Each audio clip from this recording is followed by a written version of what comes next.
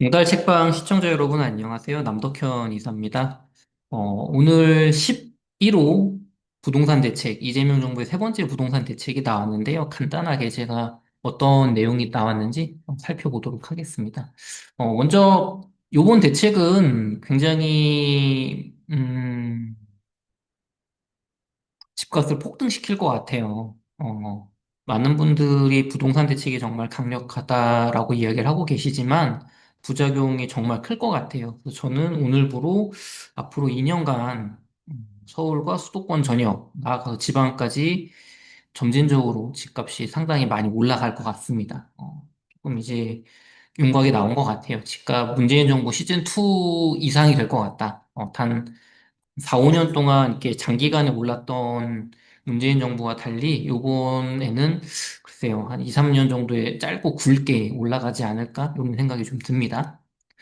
오늘 정부 대책에서 나온 핵심 이야기 두 가지만 빠르게 살펴보도록 할게요.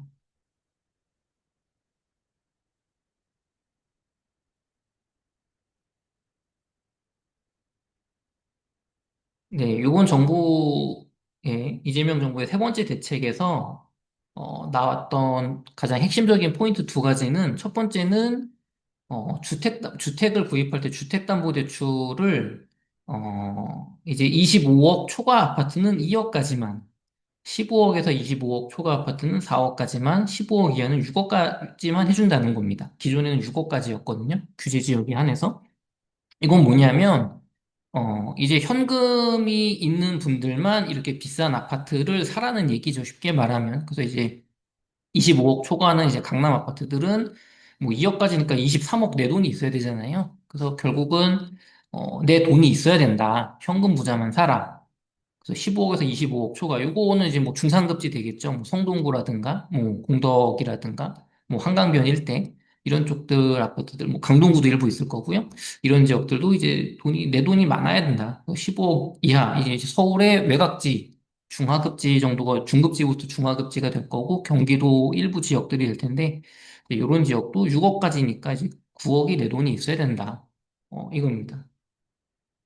그래서 뭐 계속 말씀드려왔지만 제가 한 2년 전부터 내 집 마련 꼭 하셔라 서두르셔라 말씀드려왔는데 이제 본격적으로 대출이 막히는 그런 시즌이 오고 있어요.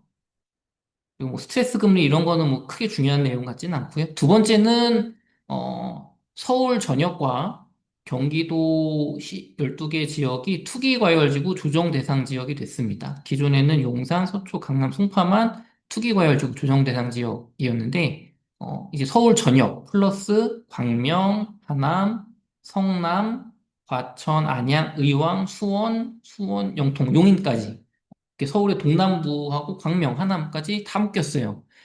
투기과열지구 조정대상 지역이 되면요. 쉽게 말하면 취득세가 엄청나게 올라가고요. 양도세가 엄청나게 올라갑니다. 이거 일일이 말씀드리면 참 그렇긴 한데, 주택담보대출도 이제 40% LTV 40%로 줄어들고요. 10억짜리 집이면 이제 4억까지만 나온다는 얘기죠. 어, 그리고 생활안정자금도 이제 내 집을 담보로 이미 집을 구매했다가 내가 돈이 필요해서 담보대출 받는 분도 1억까지만 나오고 다주택자는 생활안정자금 주담대가 안 나옵니다. 이 참 왜 이렇게 정책을 하시는지 잘 모르겠는데 내 아파트가 15억이에요. 근데 뭐 대출이 없어요. 그러다가 제가 뭐 돈이 좀 필요해서 주택담보대출을 받으려고 해요. 그러면은 이제 투기과열지구에 들어갔기 때문에 1억까지만 빌려주는 거예요. 생활안정자금은. 내 아파트가 15억인데 대출을 1억까지밖에 안 해줘요. 그러니까 굉장히 좋은 담보가 있는데 안 해준다는 거죠. 15억짜리 땅이라든가 15억짜리 빌딩이라든가 15억어치의 주식을 가진 분들은 대출이 많이 나오죠. 그러니까 이런 정책이 나오면 저금리로 고정금리로 주택담보대출을 받아서 대출을 쓸 수 있는 분이 이제 신용대출이나 고금리 대출을 가게 되는 거니까 이게 상당히 안 좋은 건데 참 왜 이런지 모르겠습니다. 네. 그래서 신용대출 1억 이상 가진 분들은 이제 주택 구입이 1년간 규제 지역에 제한이 되고요. 뭐 여러 가지가 있습니다. 다주택세 취득세가 이제 2주택자부터는 8%, 3주택자부터는 12%, 10억짜리 집 사면 3주택, 세 번째 집 사면 이제 1억 2천 취득세 나가는 거예요. 그리고 양도세도 2주택자는 플러스 기본세율의 20%, 3주택자는 30%니까 이게 뭐 60%막 50% 이렇게 나가거든요, 세금이. 그러니까 못 파는 거죠. 그래서 판매가 묶이는 거고 뭐 등등 여러 가지가 있습니다. 어, 그리고 토지거래 허가고 이게 사실 핵심이에요. 이번 정책의 핵심은 지금 말씀드린 것보다 이제 서울과 경기도 주요 지역은 국가의 허가에 따라 이제 집을 사고 팔 수 있게 되는 거예요. 토지거래 허가 구역이 사실 목적은 집값이 너무 급등하는 지역, 토지 땅값이 너무 많이 오르는 지역을 실거주할 사람만 사게 하는 이렇게 좀 핀셋 규제로 나온 건데 그게 이제 서초, 용산, 강남, 송파였는데 서울 전역과 경기도 주요 지역으로 넓어졌기 때문에 이 지역은 앞으로 어, 실거주 목적의 1주택자만 이제 집을 살 수 있게 되는 거죠, 실질적으로는. 갭 투자를 원천 봉쇄하는 거예요. 이제 집을 사고 나서 2년 동안 4개월 이내에 전입을 해가지고 실제 거주를 해야 되기 때문에, 어, 전세를 끼고 집을 살 수가 없습니다. 국가에서 이제 허가를 안 해주는 거예요. 근데 이게 많은 분들이 특히나 이렇게 좀 이번 정책을 좋게 보시는 분들은 이게 집값을 잡는 좋은 정책이라고 보시는데 사실 토지거래 허가구역은 이미 결론이 나와 있는 정책이거든요. 우리나라 정책 역사에서도 그렇고 다른 나라를 봐도 이런 정책은 집값을 많이 오르리는 정책입니다. 왜냐하면 이쪽을 이제 그러니까 공급을 줄여버리는 거거든요. 요번에 한 기자분이 잘 물어보셨는데, 요번에 답변해 주시는 공무원분이 이상한 답변하고 넘어가셨는데, 토지거래 허가 구역이 되면 여러분, 핵심은 그겁니다. 기존에는 이 집을 제가 팔았어요. 그럼 사시는 분이 이 집을 사서 실거주를 할 수도 있고, 전세를 줄 수도 있고, 월세를 줄 수도 있잖아요. 근데 토지거래 허가 구역이 됐다는 거는 이 집을 살 때 전세나 월세 목적으로, 그러니까 갭 투자하시는 분들은 국가에서 허가를 안 해주니까 실제 거주할 사람은 살 수가 있잖아요, 이 집을. 그러면 이 집은 제가 전월세를 주던 집을 팔았어요. 그럼 이 집을 사는 사람은 무조건 실거주만 할 수 있으니까 시장에서 전세나 월세 매물이 하나 없어지는 거거든요. 그러니까 이 빨간색 쳐져 있는 구역의 아파트들이나 빌라들은 이제 전월세 매물이 계속 시간이 갈수록 없어지는 거예요. 왜냐면 실거주를 해야 되니까. 그럼 정부가 이거를 왜 했냐? 지금 매매가는 높은데 전세가는 막 4, 50%밖에 안 되잖아요. 특히 강남 이런 데 30%밖에 안 되고. 그러니까 전세가가 올라가더라도 룸이 좀 있는 거야. 매매가를 밀어 올릴 때까지. 그러니까 이제 전세가 월세가 좀 올라가더라도 그러니까 전월세 매물이 계속 없어진다는 건 전월세 상승 압력이거든요. 수요 공급 논리에 의해서. 게다가 요번에 이렇게 대출 안 해주고 집값 묶었으니까 사람들이 나는 여기 강남에 살고 싶은데 뭐 여기 성동구에 살고 싶은데 대출이 안 나오니까 뭐 여기 성북구 가서 아파트 살 수는 있는데 나는 성동에서 애들 교육시키면서 전세로 살고 싶어 하는 분들은 전세 살 거 아니에요. 그러면 이제 전세가가 상승을 할 텐데 전월세 올라가는 거를 용인할 시간이 한 2년 정도 있지 않겠냐. 그래서 전세가 폭등과 매매가의 상승은 일시적으로 제한되겠지만 이제 주변부로 퍼져나가고 결국은 다시 서초, 강남, 송파, 용산 오를 겁니다. 토지거래 허가구역 되면 집값 안 오른다고 생각하시는 분들은 토지거래 허가구역에 7, 8년 동안 묶여 있었던 강남이 집값이 지금 안 올랐냐를 보시면 될 것 같아요. 토지거래 허가구역이 좀 누를 수는 있겠지만 지금 필요한 건 공급입니다, 공급. 예, 아니면 아예 1주택자들에게 주는 과도한 혜택인지는 모르겠지만 1주택자 위주의 중심의 정책을 폐지하고 이렇게 막 복잡하게 묶지 말고 예, 가야 되는데 집값 많이 오를 것 같아요. 그래서 앞으로 어떻게 될 거냐고 하시면 구리 아파트가 많이 오를 것 같아요. 구리 아파트가. 지금 구리가 입지가 좋은데, 여기서 지금 빠져 있잖아요. 구리 쪽 많이 올라갈 것 같고, 풍선 효과로. 그 다음에 동탄도 많이 오를 것 같아요. 상대적으로. 가격이 좀 저렴하면서 동탄 지역 오를 것 같고, 이제 풍선 효과로 번져나가는 건 번져나가고, 돈 있는 분들은 강남 4구 아파트 살 텐데 조금 뭐 일시적으로 주춤하지 않을까요? 그래도? 그렇게 될 것 같고, 나머지 지역들 키 맞추기 하면서 전반적으로는 문재인 대통령 시절에 우리가 봤던, 노무현 대통령 시절에 봤던 풍선 효과 집값 상승이 이어질 것 같습니다. 그 내 집 마련 아직 안 하신 분들은 요렇게 흰색 부분으로 돼 있는 지역들 중에 입지 좋은 곳 위주로 빨리빨리 하셨으면 좋겠어요. 이제 시간이 정말 없을 것 같아요. 그리고 보유세 올라갈 거고요. 종부세 많이 올라갈 겁니다. 지금 오늘 발표를 하셨는데, 기존에 이재명 대통령께서 뭐 세금으로 집값 잡지 않겠다 얘기하셨는데, 그거 제가 말씀드렸잖아요. 그거 그렇게 되게 어렵다. 세금 많이 올라갈 거다. 그래서 오늘 발표에서도 뭐 세제 개편, 뭐 합리화 방안, 여러분 많이 경험해 보시면 합리화라는 건 정부가 말하는 합리화는 그 올리는 방향으로 합리화 하겠다는 얘기예요. 그래서 종부세, 재산세를 높이겠다, 거래세를 낮추겠다. 근데 이 거래세를 낮춘다는 게 양도세를 낮춘다는 건데 이게 우리가 경험을 해봤어요.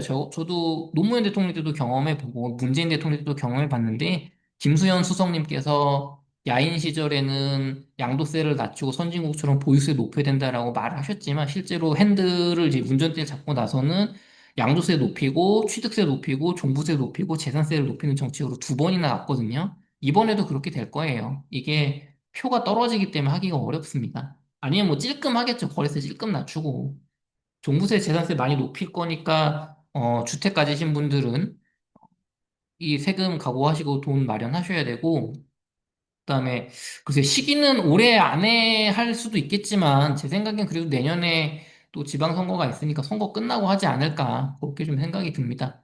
그리고 무시할 수 없는 거 전세 3 플러스 3 플러스 3 입법이 나왔어요. 주택 임대차 일부 개정 법률안 이거는 이제 트라우마가 있으신 분들이 많이 있으신데 전세입자든 주택을 가지신 분들이든 한창민 의원 등 10명이 현재 계약갱신 청구권이 2 플러스 2년이잖아요. 2년 전세 살고 2년을 더 임차인이 살기를 원하면 살 수 있는데 그거를 전세 기간을 3년으로 늘리고 3년, 3년, 3년 총 9년까지 전세입자가 갱신 청구권을 할 수 있도록 이렇게 하자라는 개정안을 냈습니다. 그래서 요 개정안 발의하신 분들은 한창민 사회민주당 의원이 발의를 하셨고요. 윤종군 더불어민주당 의원님, 정춘생 조국혁신당 의원님, 엄태영 더불어민주당 의원님, 최혁진 무소속 의원님, 윤종호 진보당 의원님, 정혜경 진보당 의원님, 신장식 조국혁신당 의원님, 전종덕 진보당 의원님 등 10명께서 3 플러스 3 플러스 3 전세 임대차 보호법 개정안을 내셨고 요게 통과가 될지 안 될지는 모르겠지만 이런 움직임이 있다는 거를 알고 계셨으면 좋겠고요. 참고로 문재인 정부 때 2 플러스 2 임대차 보호법이 나왔을 때 전문가들이 전월세 폭등, 특히 전세 폭등을 일으킬 거고 집값 폭등을 일으키는 나쁜 정책이라고 했지만 강행을 했고 예상대로 전세가는 폭등했고 집값은 폭등했습니다. 요게 통과되면 전세가 엄청나게 올라갈 거예요, 또. 요것도 잘 지켜보셨으면 좋겠습니다. 네, 제가 짧게 요번 15 부동산 대책을 세 번째 정책을 말씀드렸는데요. 무주택자분들은 지금 빨리 집 사셔야 돼요. 빨리 집 사셔야 돼요. 지금 뭐, 시간이 이제 얼마 없어요. 시간이 얼마 없습니다. 흔들리지 마시고, 여기저기서 나오는 얘기 흔들리지 마시고, 서울 수도권 거주자분들은 내 집 마련 빨리 해주셨으면 좋겠고, 다만, 이제, 그거를 명심해 주셨으면 좋겠습니다. 앞으로 2년 동안, 3년 동안 집값이 많이 올라갈 것 같은데, 제 생각에. 이제 미국이 꺾이지만 않는다면, 어, 그거 중요한 거 말씀을 안 드렸네요, 제가. 이거 말씀드려야 되는데, 빠뜨렸어. 네, 미국에서 파월 의장이 오늘 발표한 게 향후 몇 달 내에 양적 긴축을 중단하겠다. 이게 굉장히 큰 뉴스입니다. 지금 부동산 대책이 중요한 게 아니고 금리 인하보다 이게 훨씬 중요한 뉴스예요. 뭐냐면은 금리를 미국이 인하를 하더라도 연준이 지금까지 양적 긴축을 했어요. 이건 뭐냐면 시중에서 자금을 연준이 대차대조표 축소라고 하는데 돈을 유동성, 그러니까 돈을 연준이 흡수하는 거예요. 돈을 안 풀어요. 그러니까 국가가 찍어내도 안 풀어. 갖고 있는 거예요. 은행으로 안 풀어. 그러니까 시중으로 돈이 안 풀려요. 이게 지금 비트코인이 많이 못 오르는 이유기도 하다고 보는 시각도 많은데, 어, 22년 6월 이후로 연준은 팬데믹 위기 때 너무 찍어낸 자산을 축소하기 위해서 9조 달러였던 자산을 6조 6천 달러까지 줄였다. 뭐 이런 얘기가 있어요. 이거 어려운 얘기인데 쉽게 말하면 돈을 안 풀었다는 얘기입니다. 계속 흡수했다는 얘기예요. 근데 그거를 중단하게 긴축을 중지하겠다는 거. 이거는 적어도 앞으로 양적 완화를 하진 않겠지만 긴축을 안 한다는 거는 이제 수도꼭지가 중간으로 가는 거고 파월 의장 다음 의장이 친 트럼프 대통령 의장이 된다면 양적 완화로 갈 수도 있거든요. 그러면 이거는 굉장한 이제 또 화폐 유동성 압력인데 우리나라는 지금 우리나라도 돈을 찍어내고 미국도 찍어내는데 양적 긴축 종료하고 재정 정책 확대 정책 하면서 요번 10.15 부동산 대책처럼 공급 시가 마를 거란 말이죠. 이렇게 토지 거래 허가제 되면 그런 상황에서 집값을 어떻게 잡겠냐 이제 그 얘기입니다. 제 얘기는. 네. 많은 분들 좋은 투자가 아니라 생존을 위해서 내 집 마련 꼭 하셨으면 좋겠고, 다만, 앞으로 2, 3년 뒤에 서울의 핵심지 아파트를 2, 3년 뒤에 사시면 안 돼요. 지금 여기서 요 서울의 핵심지들 한강변 벨트 있잖아요. 이 지역에 특히 서초, 강남, 송파 요 아파트들을 지금의 586 세대들 50대, 60대 분들이 노무현 대통령 시절부터 굉장히 많이 매집을 했습니다. 기득권 분들이 그분들이 이제 우리나라를 이끌어 나가는 주요 요직에 계신데 이분들이 지금까지는 한 번도 안 팔았어요. 이쪽의 아파트들을. 근데 앞으로 한 3년 뒤에 피날레 시즌에 팔 거예요. 그분들이 은퇴할 때도 됐고 자녀한테 이미 증여는 끝났고 다주택자니까 자녀들 뭐 그런 유명한 거 있지 않습니까? 아니 서초구에 왜 아파트가 두 채가 있습니까? 하나는 내가 살 집, 하나는 창고로 쓸 집. 이런 유명한 말이 있잖아요. 또 딸 물려줄 집. 자녀분들 증여는 이미 끝났어요. 그분들은. 근데 왜 다주택을 유지하고 있냐면 요번 상승장에 이분들이 이제 팔고 이제 넘길 거거든요.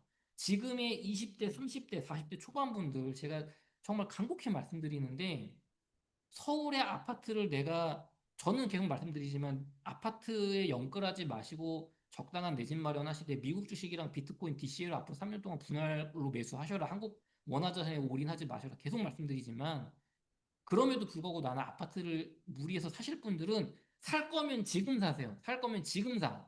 지금 사시고 2년이나 3년 뒤에 사시지 말라고요. 폭등했어요. 그때는 진짜 설거지로 586 세대 물량 받아주는 거거든요. 그때 사면 진짜 큰일 납니다. 문재인 정부 때, 노무현 정부 때는 그거 설거지 매물 받아줘도 지금처럼 오르는데 앞으로는 쉽지가 않아요. 핵심지 아니면 정말 핵심지 아니면 우리나라가. 그러니까 살 거면 지금 사고 안 살 거면 제가 말씀드리는 것처럼 이 경기도 외곽권에 가성비 있는 거 사시고 미국 주식이나 비트코인, 달러 자산 위주, 탈달러 자산 위주로 금 같은 거 투자하세요. 예, 그렇게 말씀드리고 또 저의 시각 말고 부동산이 좀 잡힐 거라는 시각을 가지신 분들도 계시니까 제가 또 그런 분들 인터뷰해서 좀 균형 잡힌 시각으로 영상 올려드리도록 하겠습니다. 네, 오늘도 힘찬 하루 되시고요. 또 점심시간이니까 또 식사 맛있게 하셨으면 좋겠습니다. 감사합니다.